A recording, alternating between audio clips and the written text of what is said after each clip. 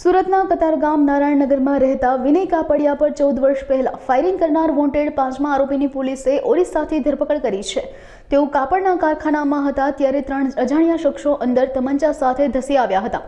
કારખાનેદાર પર ફાયરિંગ કરી પગારના રોકડા રૂપિયા 1.77 લાખ લૂંટી લેવાની ઘટનાને અંજામ આપી ફરાર થઈ ગયા હતા, જેના આરોપી પ્રભાત ઉર્ફે રઘુ ગોપી સ્વાઈને પોલીસે દબોચી લીધો છે। તેની તપાસ દરમિયાન સમયાંતરે પોલીસે કુલ 4ને દબોચી લીધા હતા, જ્યારે ફરાર આરોપીના ઓરિસ્સા ધજેલા ગામેથી ધરપકડ કરવામાં આવી હતી।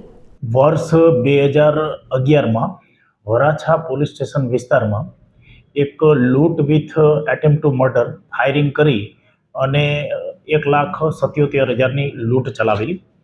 એક ટેક્સટાઇલનું કારખાનું છે રિધિ ટેક્સટાઇલ। રિધિ ટેક્સટાઇલના માલિક વિનયભાઈ કાપડિયા છે। એને ત્યાં લગભગ તારીખ 26/9/2011ના રોજ 3 ઈસમો દેશી તમંચા અને હથિયાર સાથે આવેલા અને ત્યાં એમને લગભગ સાંજે 7 વાગ્યાની આસપાસમાં લૂંટ ચલાવેલી।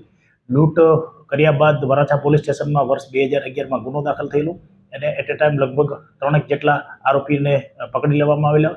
તેમાંથી મુખ્ય આરોપી અને માસ્ટર માઇન્ડ કે જેમનું નામ ટુલ્લુ ઉર્ફે લાલા નાયક રહે ઓરિસ્સાવાળો લગભગ 14 વર્ષથી નાસ્તો ભરતો હતો।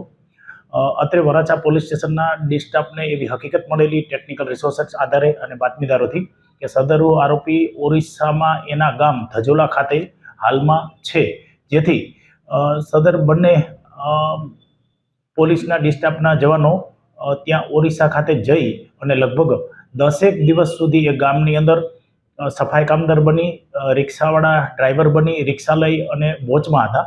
એ દરમિયાન સદર આરોપી ઓરિસ્સાના ધજોલા ગામ ખાતેથી મળી આવતા તેમને પકડી અને વરાછા પોલીસ સ્ટેશન લઈ આવી અને કાયદેસરની કાર્યવાહી કરેલ છે।